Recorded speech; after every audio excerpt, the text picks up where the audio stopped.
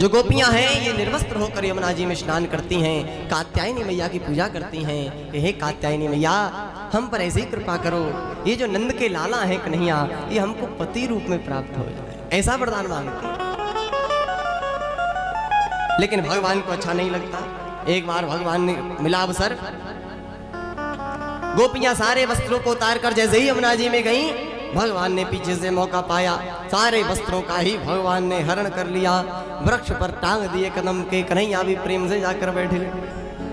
गोपियां जब बाहर आने को ही सामने वस्त्र नहीं दिख रहे हैं, अब तो गोपियां परेशान हो गई, ठंड लग रही है यमुना जी में, बाहर कैसे आवे निर्वस्त्र है। चारों तरफ देखा तो सारे कपड़े बड़े से बढ़िया टंगे हुए। अब तो सोचने लगी ये उद्दंडता किसने करी। कन्हैया के छोटे छोटे चरण दिख गए, गोपियां समझ गई, कन्हैया कन्हैया ये कैसा मजाक है, ये मजाक नहीं करना चाहिए, अरे हमारे वस्त्रों को वापस करो, हमें ठंड लग रही है। भगवान कहने लगे कौन से वस्त्र, कौन से वस्त्र, दिख नहीं रहे हैं वस्त्र, ये कोई वस्त्र नहीं है, ये तो हमारे वृक्ष के सुंदर सुंदर फूल हैं। अरे गोपियां करें कन्हैया ये मजाक अच्छा नहीं लगता, हमको हमारे वस्त्र वापस चाहिए। भगवान चुपचाप बैठे हैं, नहीं वापस कर रहे हैं। गोपियों वस्त्र वापस चाहिए तो आओ और वस्त्रों को ले जाओ। अब बाहर भी नहीं आ सकती, अंदर भी नहीं रह सकती, फंस गई गोपियां बेचारी। कन्हैया ऐसा मजाक क्यों कर रहे हो।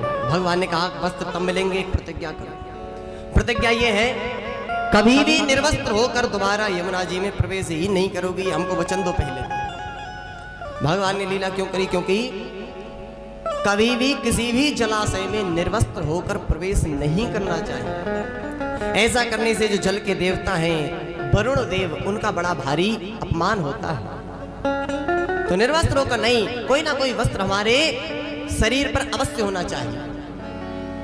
गोपियों ने कहा अच्छा कन्हैया ठीक है, अब तो हमारे वस्त्रों को वापस करो।